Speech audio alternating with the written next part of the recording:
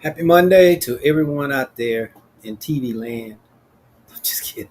This is John McEntyre Show live, prime time, and just want to say happy Monday. Something going on behind the scenes. A few people being silly, so it messed around and came in front of the camera. So I apologize for that. But we have a good show. Hope everyone had a good weekend. To all of the people out there that are still cleaning up the mess of Hurricane Helene. Um, been seeing a lot of um, positivity, increased hope in some areas. People actually receiving the assistance they're looking for and needing, and so we our thoughts and prayers are definitely working. And the people that I'm talking to, they're just asking for them to keep coming as we stay on this long road to recovery. Um, and to the people in Florida, they're going about to go through another hurricane, which is actually stronger. Um, what's the actual name of the hurricane? I didn't write it down. Milton. Okay, um, and it's actually stronger, it's larger and everything than Helene was. The good thing it is going to go across land um, and go out. The path is for it to go across Florida into the Atlantic, and it may affect the coast a little bit, just the wind and everything like that. Hopefully, prayerfully, that's what's going to happen, um, and I hope it weakens before it actually gets to Florida. That's what we're hoping. So let's keep our thoughts and prayers with the people of Florida, because they're like reeling. Just went through a hurricane less than 2 weeks ago, and here's another one. And when they're in the place of trying to piece things back together, here comes another one. And so to the people in Florida, just hopefully you'll be better, for lack of a better term, prepared as best as possible this time with the documents and everything. And I actually heard something, a very good uh, quote from, well, advice from one of the chief meteorologists of the Weather Channel, Dr. Postel. Well, he used to be president of the National Weather Service. So, this is a scientist. He's an actual scientist. And he was he was calling out the actual professionals that are telling people that they don't need flood insurance. And what he said made a lot of sense. I always thought it, but it was like just passing on. I was the same way. Since I didn't experience a lot of flooding in my area, it's not that I did not say, not to get it. I didn't say that. I just like never pushed it or whatever, like really, really advised for it. But he did say, um, if it can rain, it can flood. And that's anywhere. If it can rain, it can flood. Uh, because there's so many people, without flood insurance. And he was like, and he's true. He's exactly right. As I thought about it, I was like, yes, there's been plenty of flooding I've seen that it didn't have anything to do with a flood zone. It was just too much rain. Had gone through some serious drought. Rain came through, ground was hard, and the water just never soaked into the soil, and it just moved, and rolled and flooded houses and homes and things like that. So he made a lot of sense. So that may be a good time to look at the finances, look at the insurance, talk to an insurance agent, a property and casualty agent, and see what the cost would be for flood to have flood insurance added. So, and I know people will say it's expensive, which is true because it's as a whole across the United States, there's really not a lot of people with it. That's why it's so expensive. But I'm sure that if more people started to buy it, with the demand going up, it's like every other business economics. High demand, low prices, low demand, high prices. It's the supply and demand thing. So, it's just something we put out there. Um, I'll do my part to make sure people think about it. They actually put it on their radar to look into flood insurance, because these are some serious catastrophes that have happened and left a lot of people without, the the funding to rebuild their life. So there we go. Well, we'll get into the show here. The routine. We'll do share some wallet wins, then we'll do our topic. And one of the wallet wins, I've actually mentioned that it was about we're getting more and more people are saying they're receiving their assistance from FEMA and also from others, the local support, nonprofits, and just the kindness of their neighbors.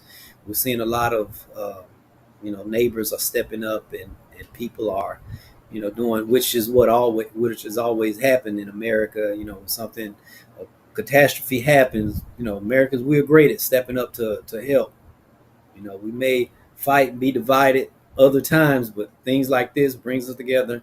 We take care of business, take care of each other, and move on. But I did want to say, with the wallet win of people talking about the FEMA, there's a lot of, it's just like lies out there on the internet that FEMA there's not doing anything. I actually talked to someone today of Western North Carolina. They said the FEMA tent was set over there. The representatives were under the tent in like one of the large supermarket parking lots, and no one was stopping by. So they were actually there to do their job, but no one was there. But they're all over social media bashing and doing all of this type of stuff. But the people are there to help, and the ones that that have like taken advantage of it, they've received their first like check, their first payment, because from what I understand, the first payment was for immediate food, clothing, those types of things, the day-to-day necessities. I think it was like a $750 check, and that was just to handle those immediate things that are needed. Then you apply for the next one. That's when your home temporary shelter, the larger needs like temporary shelter. You lost everything, lost your home and everything. Then you were going to have to stay, have a place to live or whatever. And so that's the next level of it. But some people, they're just out there. They're just, there's some people, they just want to complain, and they're going to find the negative. Um, those are the people you don't need in your life too much, even though you may call them your friends and everything. If they do that, they will do it in other areas of life. A complainer is a complainer. There's no such thing as a selective complainer. You listen to a complainer long enough, you'll just notice you just complain about everything. It's beautiful outside. Don't say that, it might rain. It's there. It's just a lot of those people in today's time, especially with social media, they have a big microphone, and negative spreads 10 times faster than positive. Someone do something positive, you may tell one. Something negative, you're going to tell 10. It's always been that way. So let's just do away with that part and focus on getting what you need instead of listening to the naysayers and the complainers. And a lot of times these are the people that they don't even need anything. So they're like interfering with the people that really need it, and like, lowering their hope and all of this type of stuff. So I'm going to get off of that soapbox, but just keep focused on what you need to do to get yourself back on track here. And so let's get to the other wallet win. It was wallet win number 1, 2, and this was a big one. So far this year, I have paid off $107,000 of debt. Yeah, that's big. That's like it's like the Super Bowl of wallet wins there. That's up there. I was like, wow. I had to make sure I read it correctly. I was like, okay, is it 10,700? No, that's actually $107,000 so far. We're going into October, and they paid off. I'm like, okay, yeah, that's some serious commitment there. That's some serious work. Wallet win number 3, which is good. I skipped eating out 2 nights. We skipped eating out 2 nights of the month, and and that is paying for our disability insurance. There we go. Just that simple. A couple of meals, say no to a couple of times, not going out, especially if you do it quite often. Say no a couple of times and you'll be amazed. That's why I say these wallet wins, they're small things, but as you can see how they will add up. So that's like a double wallet win thing. You're not eating out as much and you have disability insurance. So I'm quite sure that's going to spill over into other things, because when people see wins like that, they start thinking, okay, so what else can I do? That was like a big time serious one, because when you have insurance, insurance, it does provide peace of mind. And now if something did happen, I wasn't able to work, I would have that income, things like this. Okay, what else can I do? That's usually the thought process. It's never like, okay, I've done that. Okay, I'm good. I can't do anymore. No, it triggers things. So there we go. 3 good wallet wins for the evening. All right, so let's get into this. The topic, actually, is, someone was talking. I was asked a question. What are the top most common mistakes? And most would think, it's like the big things, just squandering money, being wasteful, and all of this. Well, it's really not. It's these smaller things that really adds up, is what's going on. And number one, um, financial mistake people make, it's just neglecting to save. It's just neglecting to save. Uh, when we went into quarantine, papers were released, reports, stats, everything. This is the most America has been saving in the last, 60 years of basically keeping records and everything. Americans are saving. Post quarantine, savings has decreased over 60%. So we're almost in worse shape saving than we were pre-quarantine. Uh, so, just neglecting saving, and it doesn't matter what you do. You could invest, you could do this. You can focus on putting your money in the markets, real estate, whatever. If you don't save, the habit of not saving is going to hurt your financial future, and you probably won't feel it until retirement. I did a show a couple of weeks ago about the regrets. That was one of the major regrets: not saving enough. I had money invested, but that was a different type of money. This was the money that, if I had an emergency, this is the money that um, would pay for kids' education. And because I didn't save, that we had to use a lot of loans, and now they have a lot of debt. So the lack of not having enough money. Yes, I didn't save, and when I was laid off from work, um, it really, really hurt. Lack of savings. I wasn't able to pay for, take care of medical bills, which caused bankruptcies. So just not saving. If you never build the habit of saving, you probably won't do very well in building too much wealth over time. Because it's like it's the number one habit. You have to save because you have, excuse me, you have to have liquid, and that means cash on hand, so much cash to take care of things. Like, for instance, these situations, well, this Hurricane Helene, for instance, I give you the perfect example. A lot of people suffered. It wasn't because they didn't have money, they didn't have cash. Power was out, they couldn't use cards. They didn't have savings, they didn't like have any cash on hand, things like that. Uh, had they had their, had the electricity been on, they would have been fine, But even then, some of them were like, yeah, I've run out of money, and it's only been 2 weeks. You've run out of money, and you didn't have enough for 2 weeks. You didn't have enough savings built up. Some people that did have cash, you can tell the people that have seen hurricanes before, major catastrophes, because that they was like, first thing I did, I went to the bank, withdrew cash.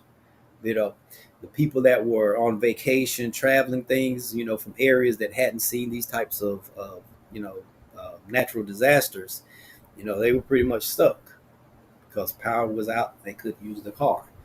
Well, that's what some of the people, they were like, Florida, a lot of retirees there, a lot of older people. They've seen a lot, and they know, yes, being prepared means having cash on hand and savings. So there we go. So that's the number one. Number two is impulse spending. A major financial mistake is impulse spending. And then before I move forward with it, impulse spending is different than emotional spending. Uh, Emotional spending is, there's a certain trigger, like, there's something trigger you, where it's fear, anger, or something triggers you, and then you go spend. Maybe you get a high amount of stress, something really, really stresses you out, and that's your way of handling, instead of eating, or maybe you do eat and you spend a lot of money eating, or most of the time it's like shopping. And I'm not saying that to be funny. That's what a lot of people have. It was like, my emotional eating is expensive because I don't eat at home.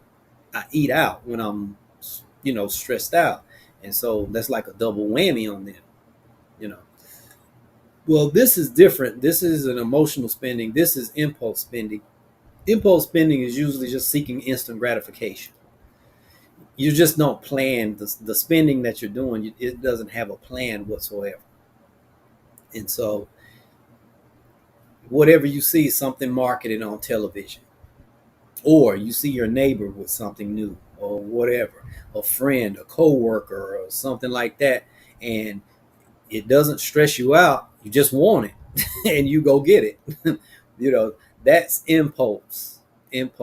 Or you're walking through the mall, and you see a for sale, sale, and what's not on sale, and you go in and buy it because it's on sale. Oh, just because you can afford it in that moment of time doesn't mean you should buy it. Because you do that a few times a month, you know that can add up quickly, very quickly. And especially today, when it's a lot of the emotional spending is in, you know uh, gadgets, phones, computers, high ticket type stuff. I know a person. I remember one time, a person walked up to me. This was years ago. They said, I need some advice." I was like, "What?" "I'm out just looking at houses, because this Charlotte was booming. They were building new houses everywhere. Everywhere was being, I mean, it was like crazy. They couldn't build them fast enough." She says, "I was just riding through, and I just wanted some information. And when I left, I had signed a contract." And I was like, "You signed a contract to actually buy a house?" "Yes, I'm about to go into $250,000 debt." And I said, "Seriously? I mean, you just you were just out. This wasn't window shopping. This wasn't the mall. You went out and you went into that much." "Yes, I put the down payment down. I did everything. And then I woke up this morning. I'm like, what in the world have I done?"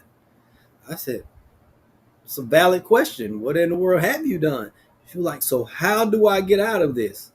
I said, "Well, I'm not your real estate person. Well, you're the person I go to real estate." I said, "You didn't come to me about buying, because I would have asked you, where did this come from?" I said, "So now is the time to talk to an attorney. Only an attorney can give you that advice." I said, honestly, and they were mad at me. They wouldn't speak to me for a while, until they finally understood that I really couldn't do anything. And so, yeah, and it did cost them money. They were able to get out of it, but they had to pay the attorney. So that wasn't cheap whatsoever. She lost a percentage of her down payment. She lost a percentage of her down payment, and then what she did get back, she had to use it to pay her attorney. So, yeah, that wasn't good. that was not good at all. And I was like, now that was a serious impulse purchase. But people, they do it all the time. They see it, they go to car lots, they go, dealerships and things, and they leave. They don't have a plan whatsoever, whatever, and so they do it. That's impulse spending. Emotional spending. A person, if they're not stressed or whatever, they'll ride by a new house and they just won't think anything about it. Now, if you stress them out and they're into big ticket stuff, they may do that. I don't know. They have that type of money. Who knows? But that's the other big one, impulse spending. Third one is it's the most subtle, diabolical one. They call it lifestyle inflation. I call it lifestyle creep. And what lifestyle creep is, your income is here and you're spending here. Income goes here, your spending comes here. Income goes here, your spending goes there. Income does this, spending goes up, and the next thing you're underwater. It's called lifestyle creep. It creeps up on you. You can afford it, and so you just keep, buying more and more stuff. I'm quite sure everyone, me included, and these, what I'm talking about, the reason why I can talk about them is because not only have I dealt with other people, but I deal with them myself. Let's be honest. I'm going to be honest. I'm human, and I like stuff, you know, and until I have to use willpower on my stuffitis that I have, suffering from stuffitis. So until they make like a patch or a stuff patch or something like that, that'll keep me from falling off the wagon, I have to stay on top of myself. But these types of things, I can personally remember myself saying one time, man, if just made a little bit more money, everything will be good. How much more? This, and made more than that, and still I'm like, at one time, this was never it wasn't on my radar to be spending this much on a monthly basis. What, like, there's a couple of purchases I'm like, these purchases now was more than my rent living downtown at one time, like almost twice as much. And it used to be a time like, yeah, I can't wait to make more money, and everything will be really, it creeps. It will creep on you. It will definitely creep on you, and you have to stay on top of it. It's not, it could have something to do, it could be impulse purchases, it could be emotional spending, it could be not saving or whatever, but it just creeps on you. As your income creeps up, so does your lifestyle. That's one of the things that the wealthy has a very tight control over. They have percentages. They, number one, they run their house by a budget spending plan, and they have percentages. And once that line in a particular category hits a percentage, they just stop. They run their home like we aim to always do is, most people are against budgeting because that's really the antidote to all of these is budgeting. People, well, I'm just not good at budgeting. Okay, that company you work for, the reason why they're able to meet payroll every week or every 2 weeks, and they're large as they are, they follow budgets. Overall budget, department budgets, everything. Everyone has a budget. Every employee is a walk-in budget inside of a company. They know we spend this much to acquire that employee. This is how much that employee costs us. And this is how much that employee needs to be producing. And if they're not producing that much, this employee will be an ex-employee before long. That's how they work. They didn't get that large by accident. They manage their money by budget. No matter you see anything successful, it's run by a budget. If it may look good for a while, but if it goes away soon, don't stay around long. They just wasn't managing. They just wasn't managing money correctly. It could have been income generation, things like that. But most of the time, it's because they're just not managing their finances correctly. Because because I didn't want to run it by budget. They just throw money at any problem instead of really looking at the problem and saying, nah, we don't need to spend any more money on that particular issue. It's really not profitable for us anyway. They get rid of it. Well, that's the way of home. Run your home like a business, and these types of things will get under control. Everything has a percentage to it. I actually have a percentage sheet on what you should spend on each thing, how much you should save, how much you should spend on, auto, home, everything, all of your expenditures. I follow the zero-based budget. There's different types of budgets out there. I like the zero-based budget. It tells every dollar what to do, because we've learned the hard way. If you don't tell your money what to do now, it'll tell you what to do in the future. That's why you see retirees using the term, I'm on a fixed income. That's their money telling them what to do. Most of them, it's not because they want to, they don't have a choice. And that's not being hard or whatever. That's just the plain truth. That's them talking to us. That's them telling us, if I had just managed my money better, I would be in a much better. I can look back and see how much money I've actually wasted. Because if a person starts work at 18, work to 65, even on a minimum wage, you're gonna make $1 million at least. You're gonna generate $1 million at least. And I know this sounds crazy, but just do the math. And most people was like, I didn't make $1 million in my lifetime. And then they counted up, I made more than $1 million in my lifetime. And where in the world does this money go? Because they didn't tell it what to do, and now it's telling them what to do. Like to say, money is it's a very good slave, but it is a tyrant of a taskmaster. It tells you what to do, and you don't have a choice but to do it. So there we go. The three most common financial mistakes that people make. And that takes me into the question of the evening, which is, what is a large purchase you regret making? That's usually the one that most people, oh my gosh. And then they have 5 or 6 stories, and I love the stories because I get the stories and I get to share the stories, mine and the people around me and the people that call and tell us their stories. And that's what I want to do, share those stories for other people to see. And other than that, share your wallet wins, share your questions, your comments. We welcome it all. I hope the information that I gave was useful and a benefit. If it was, give us a subscribe, give us a like, share it with family, tell others about it. I'll be back tomorrow, same time, same channel. Have a good evening.